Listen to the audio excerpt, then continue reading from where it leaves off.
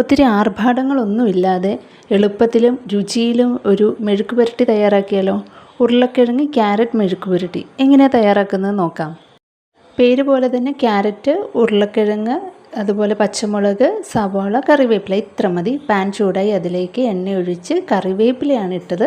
അതോടൊപ്പം തന്നെ അരിഞ്ഞു വെച്ചിരിക്കുന്ന പച്ചക്കറികളും കൂടി ആഡ് ചെയ്ത് കൊടുത്തു. ഇനി അതിലേക്ക് ആവശ്യമായിട്ടുള്ള ഉപ്പ്, മഞ്ഞൾപ്പൊടി ഇതും കൂടി മിക്സ് ചെയ്ത് നന്നായിട്ടൊന്ന് അടച്ചു വെച്ച് കുക്ക് ചെയ്യാം.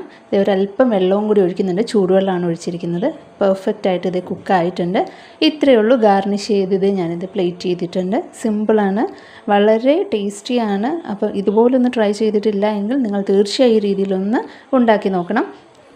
കുട്ടികളുടെയും മുതിർന്നവരുടെയും ഒക്കെ ലഞ്ച് ബോക്സിൽ ആഡ് ചെയ്യാൻ പറ്റിയിട്ടുള്ളൊരു ഈസി പീസി റെസിപ്പിയാണിത്.